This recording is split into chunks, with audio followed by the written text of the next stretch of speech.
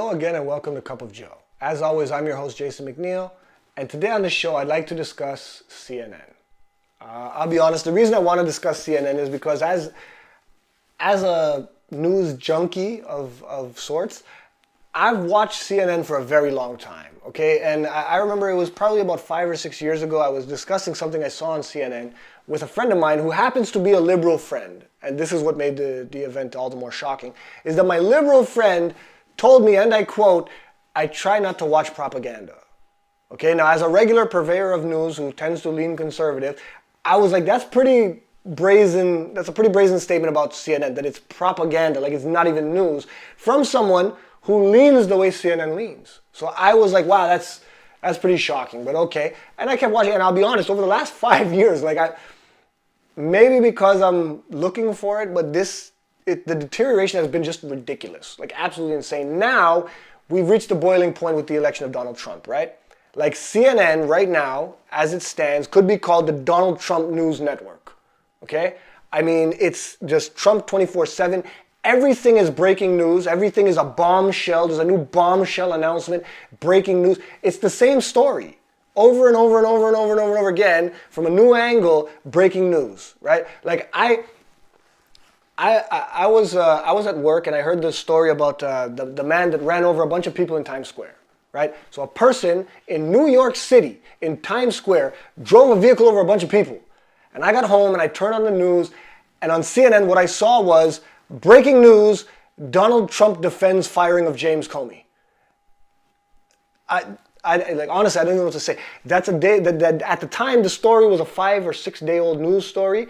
Donald Trump has defended the firing of James Comey every day since he fired him. There's nothing breaking about this news. There's nothing new about this news. But somehow this is more important than a major story in the heart of Manhattan. You know what I mean? It doesn't make sense. I watched Anderson Cooper, who's a guy I respect. Anderson Cooper. I thought of Anderson Cooper, Wolf Blitz. I used to think these guys were serious. But I watched Anderson Cooper on the TV, and Anderson Cooper was doing a piece on basically drawing a map of the connections between Donald Trump's associates and Russia. Russian ambassadors, Russian officials, Russian people high up in the Russian hierarchy.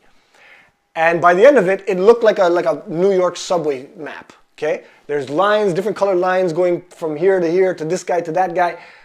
And it all comes down to the disclaimer, now, all of these could be completely legitimate and there might be nothing wrong with them.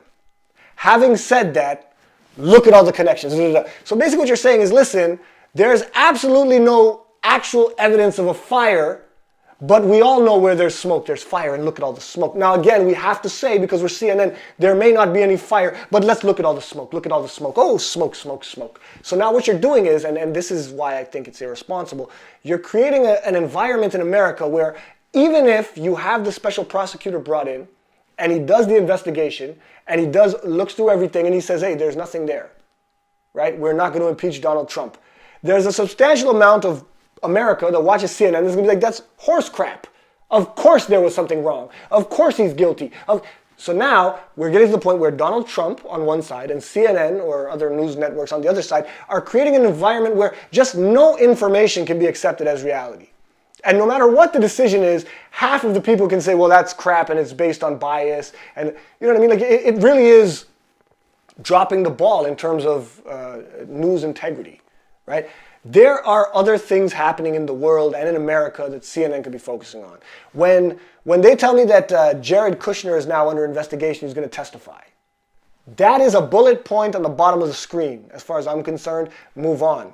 But CNN wants to do a 2-hour in-depth thing about what that might mean, what that could mean, how that might affect Trump, how Trump's going to try to avoid that, what's going to happen next with Trump, what does this mean if he says this, well, could he be lying, would he tell the truth, would this guy be this, would he be that? It really is, it's just too much. You know what I mean? And when someone stands up and says, okay, let's move on, I feel like CNN anchors get agitated and angry at them. Like, no, what are you talking about, let's move on, Russia and America, Russia and America. Look, there might be some very bad stuff that comes of this. There might be nothing. Can we act like we don't know? Can we just report like it's not a foregone conclusion? Because I really am concerned about what you do next if Trump doesn't get impeached. What America does next and what CNN does next. You know what I mean? Like you seem like you've crossed too far into the Twilight Zone. That's just my opinion. I'd love to know what you guys think. Is the treatment fair? Is it not fair?